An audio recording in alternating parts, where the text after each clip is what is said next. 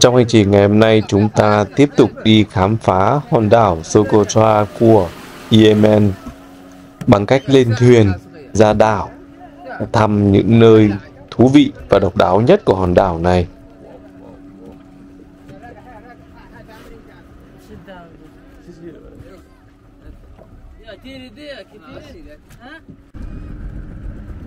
Biển rất là đẹp, những con thuyền đánh cá đang chuẩn bị đi.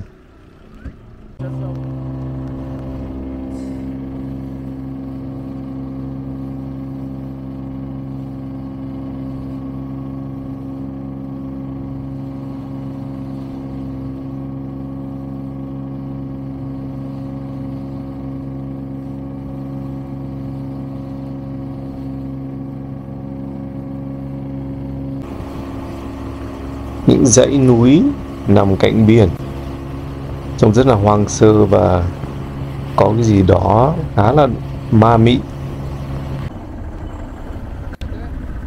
Đây là nơi ở của rất nhiều loại động vật khác nhau, trong đó có những loại chim trông giống như những con yến, nhưng mà đây không phải là yến mà một loại chim khá độc đáo.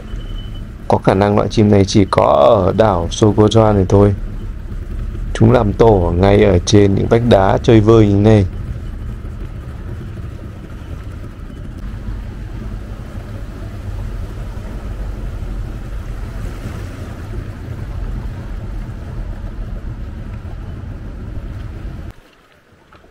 Và đây là một cảnh tượng mà mình không ngờ tới được chứng kiến, và chứng kiến một cách rất là lâu và một cách trực tiếp cận cảnh như này. Các bạn có thấy điều gì đây không?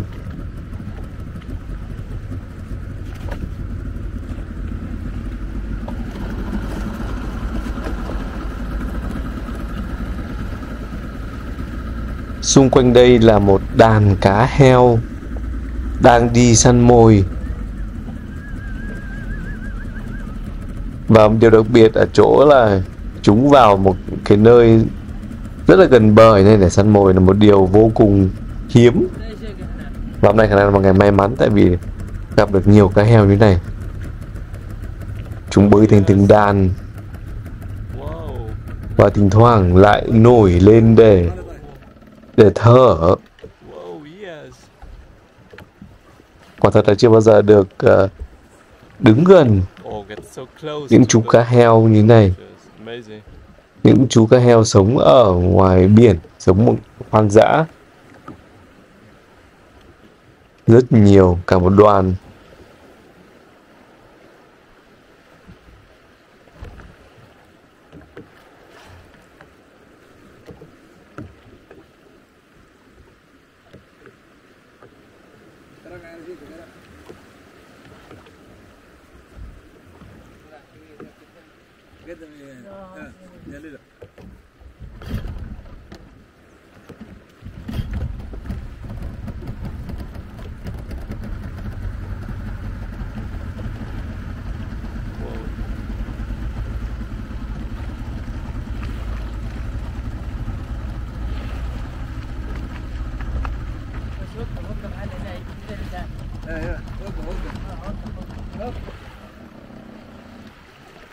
Wow, 4 or 5.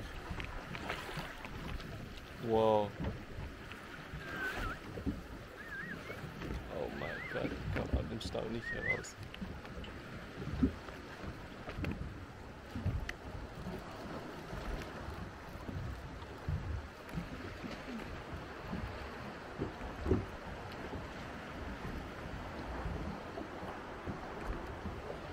And they're gone.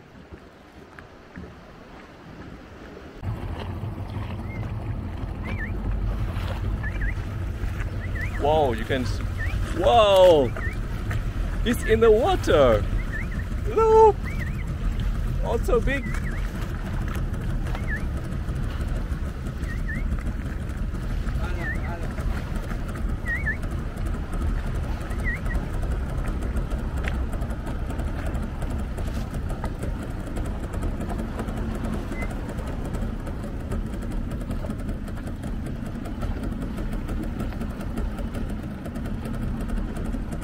You can even see in the water. You see them under the water.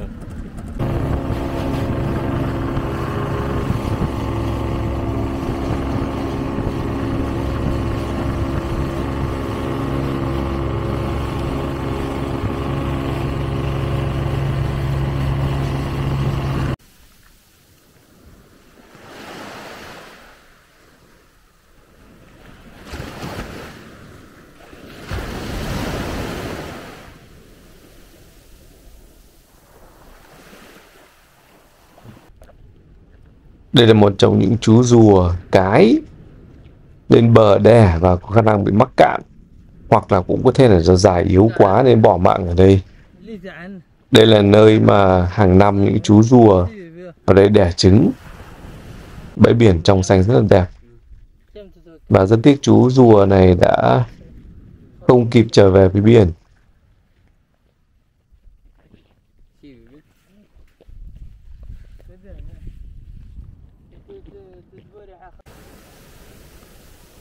Đây còn rất nhiều loại vật khác nữa. Có cảm giác là như đang ở một hòn đảo hoang nào đó. Các bạn có xem các chương trình thế lượng và các bạn sẽ hiểu điều đó. Ở đây còn rất nhiều loại chim. Không biết là chim gì.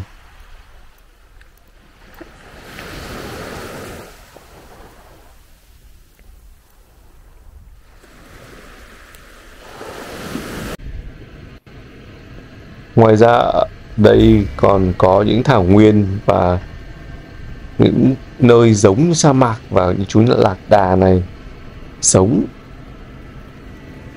Nói chung là ở đảo Socotra này, hệ sinh thái thế giới động vật thực vật vô cùng phong phú, là một trong những hòn đảo mà có nhiều những loại động vật đặc biệt nhất nhì hành tinh chúng ta. Đây là vùng đất khá là cằn cỗi. Đất đai ở đây có vẻ như không được màu mỡ cho lắm, do vậy mà tất cả các sản phẩm ví dụ rau quả ở kia đều phải nhập khẩu từ đất liền vào. Đây họ cũng không tự trồng sản xuất được nhiều loại hoa quả thực phẩm lắm, và đây dân rất là thưa thớt. Thi thoảng các bạn đi qua toàn bộ khu đảo này thì thi thoảng mới gặp một cái ngôi làng nho nhỏ như này.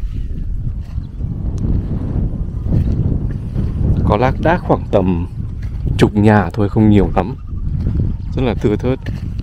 Và mặc dù Socotra là một nơi mà rất nhiều khách du lịch tới đây, trong một cơ sở hạ tầng đây rất là ít, hầu như không có.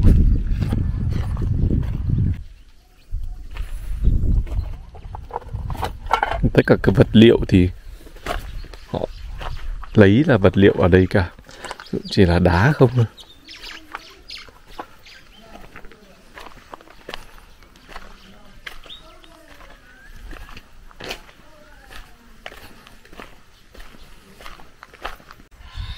Một điều rất đặc biệt ở đảo Socotra là các bạn thấy có rất nhiều các loại động vật, chim chóc như thế này. Những loại mà độc đáo chỉ có ở hòn đảo này thôi. Và các bạn có thể bắt gặp khắp nơi. Để những chú chim này tiến lại rất là gần và bạn không sợ không bay đi.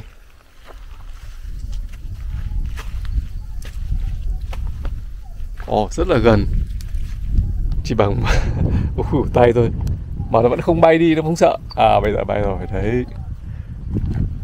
Điều độc đáo ở đây là như vậy. Có rất nhiều loại động vật hoang dã chỉ có ở đây. Và chúng ta đi khám phá tiếp ngôi làng này. Vật liệu xây dựng ở đây là những thứ có sẵn. Đá sỏi ở đây họ xây nhà. Từ dòm vào nhà này tí xem có gì. Đơn giản thôi, không có gì cả. Nhà cửa đây họ sống, dân làng đây họ sống rất là đơn giản.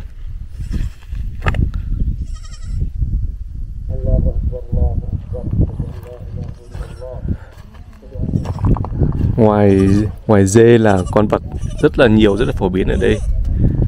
Thì như các bạn thấy ở đây họ còn nuôi cả bò nữa.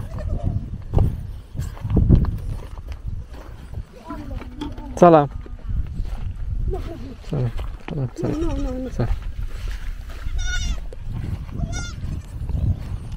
Đây các bạn thấy ngay vườn của cô này còn có một đoàn kèn kèn trông như con gà, chỉ những cái mỏ nhận ra ấy.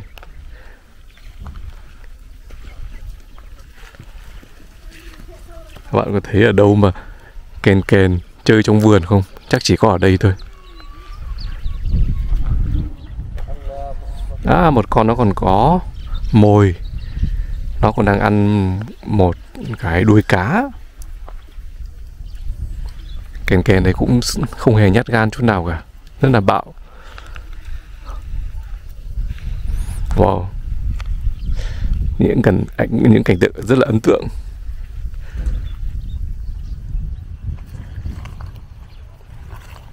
Đấy, ví dụ chú kèn này đang ăn cá này, đi bắt ở đâu về. Đó.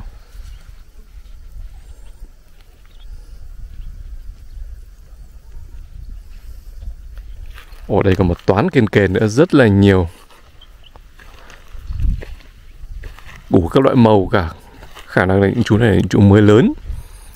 Đây là còn chưa thay hết lông, lông còn đen. Còn khi trưởng thành thì nó sẽ vàng vàng. Đây còn một toán kèn nữa cho các bạn xem. Và các bạn có thể thấy là ở đằng sau, khung cảnh đằng sau thì là đồi núi thảo nguyên. Chú kèn này cũng đang ăn một con mồi đi bắt được về. Một cá thu rất là ngon, một con cá rất là ngon, chắc là đi bắt được từ biển về. Nó đã ăn gần hết rồi.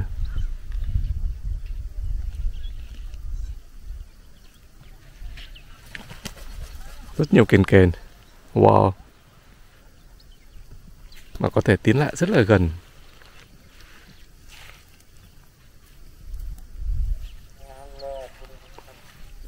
Cho chúng ta xem một chút khung cảnh phía sau.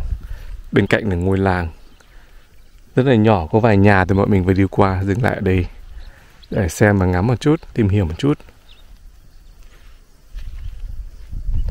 Bốn bên xung quanh chỉ là đồi núi thảo nguyên.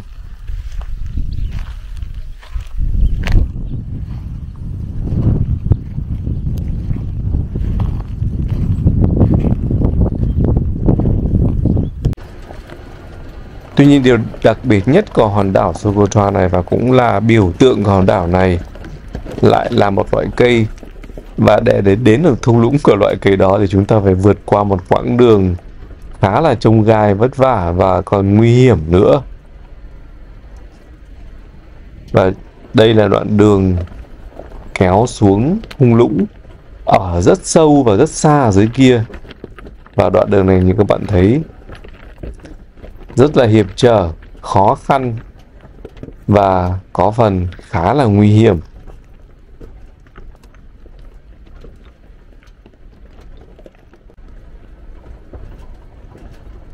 Và bọn mình phải vượt qua quãng đường này thì mới tới được thung lũng có những loại cây đó.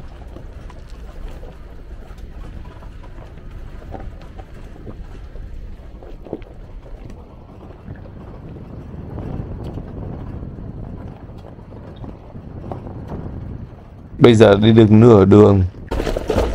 Tuy nhiên các bạn theo đạo hồi này phải dừng lại để nghỉ và để cầu nguyện. Các bạn biết người đạo hồi thì họ cầu nguyện rất là nhiều, rất nhiều lần trong ngày. Một số người dân sống ở đây. Ở dưới thung lũng này cũng có một vài ngôi làng. Bạn thấy bây giờ mình đã xuống tận nơi, rất là hùng vĩ. Và trên vách các ngọn núi này có rất nhiều loại cây. Cây thân nó to, phình ra trông giống cây bao báp nhưng không phải cây bao báp. Một thiên nhiên này rất là hùng vĩ.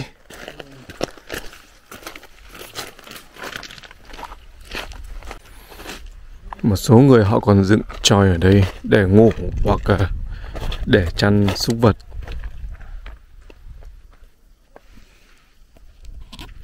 Đây trên này có cây giống cây bao báp mọc chơi vơi trên các vách đá. Đây người dân họ chăn bò.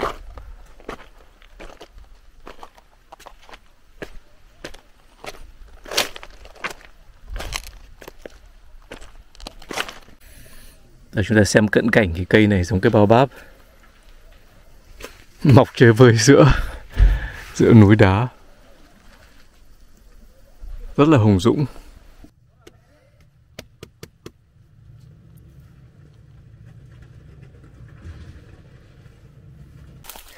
Và sau một quãng đường khá khó khăn thì cuối cùng mình cũng tới được thung lũng của loài cây là biểu tượng của cái đảo Socotra này. Đây là cây tên là Dragon Blood, có nghĩa là cây máu rồng, hoặc là nói thanh tao một chút thì là cây huyết long, hoặc long huyết thì đúng hơn, long huyết. Bây giờ chúng ta sẽ đi tìm hiểu một loại cây rất là thú vị, độc đáo, chỉ có ở đảo Socotra này nhá.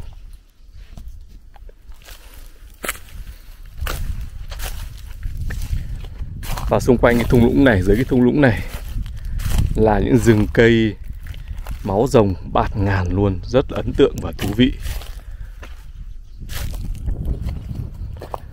Các bạn có thể nhìn qua tranh ảnh nhiều rồi, nhưng mà khi mà được tiếp xúc, được sờ nắn trực tiếp vào cây này thì mới thấy cái sự hùng vĩ và cái sự độc đáo của nó.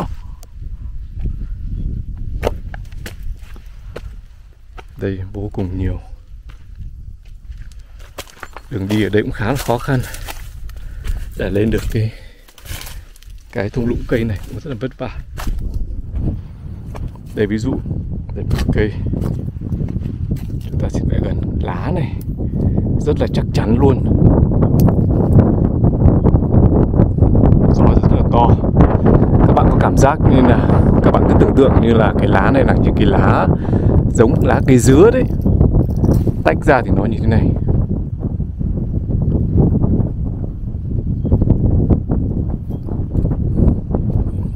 Rất là chắc chắn.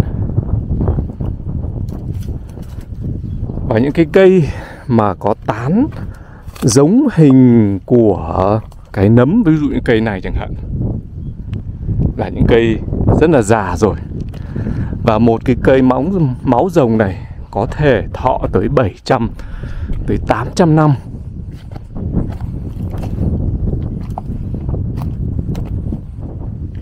Và sở dĩ người ta gọi là cây máu rồng tại vì là cái nhựa của nó ở thân cây này, khi cậy ra thì nó có màu như màu máu. Và cái nhựa này người ta dùng vào nhiều mục đích y tế khác nhau, ví dụ để chữa bệnh.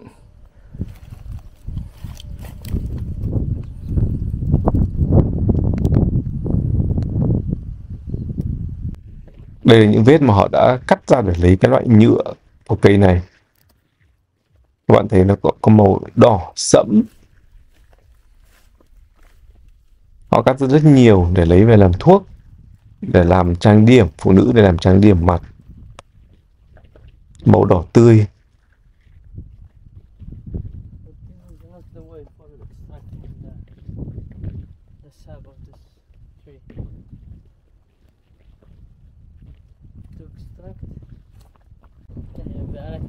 Và cái nhựa khi khô thì nó giống như một viên ngọc màu đỏ tươi, trông vô cùng đẹp. Oh, it's like stone, right? Yeah. So hard.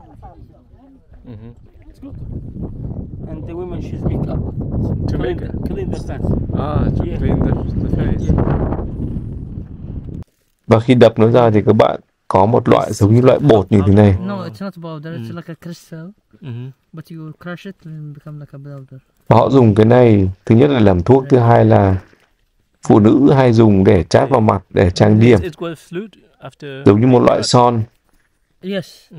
After and then it become like a. Interesting. Oh. Let's see. On this one.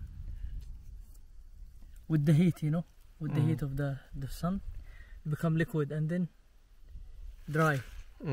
Become like a crystal. Do you see like a crystal? Yeah. Những cái tán cây mọc rất là chỉnh chu, có trật tự. và tất cả cái lá đều hướng vào đều hướng về một hướng, như là có ai tỉa đấy.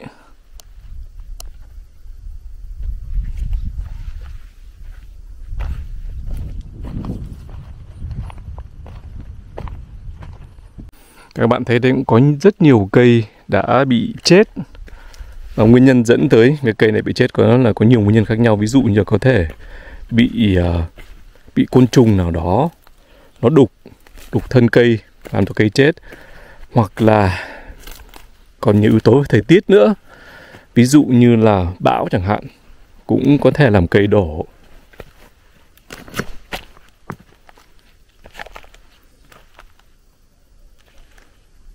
Và đây có rất nhiều cây đã chết rồi.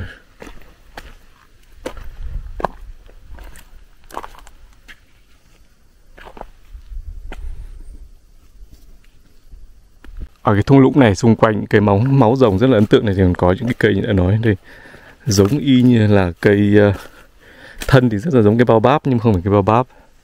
Và hoa có rất là đẹp, ví dụ gia đình cây này chẳng hạn. Đây là thực ra chỉ là có một gốc thôi, nhưng mà có hai cái nhánh khác nhau thành ra hai cây, trông như một gia đình. Và xung quanh còn có cả mấy đứa con nhỏ nữa.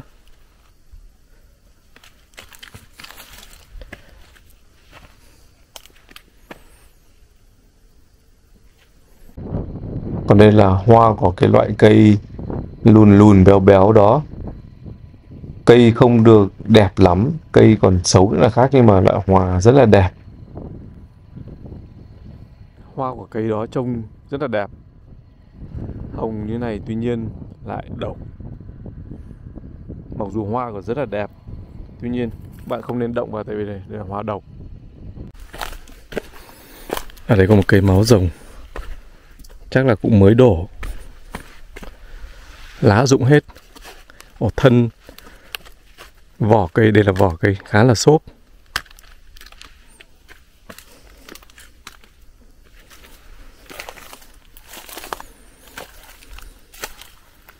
Chúng ta thấy đi, gỗ của cây này cũng khá là xốp.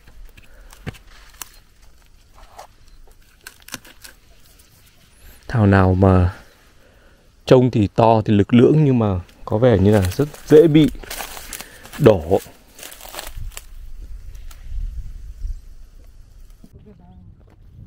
Từ đây các bạn có thể thấy được cả một thung lũng, cả một rừng cây bạt ngàn.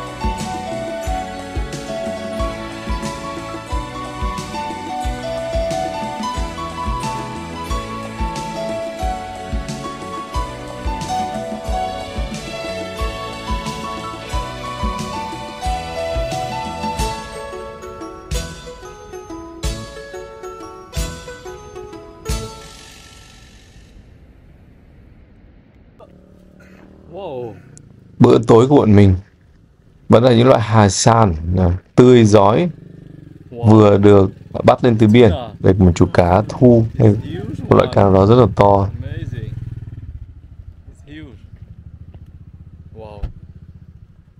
Những người đánh bắt cá này họ mang các loại hải sản mà họ vừa đánh bắt được đi để bán cho những người bên đường.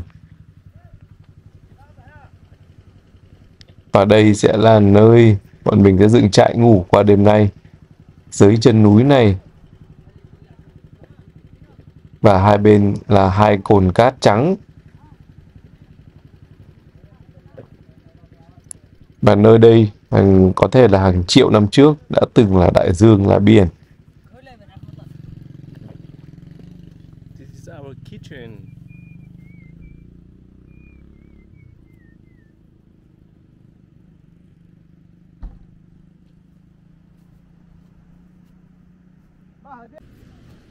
From the white.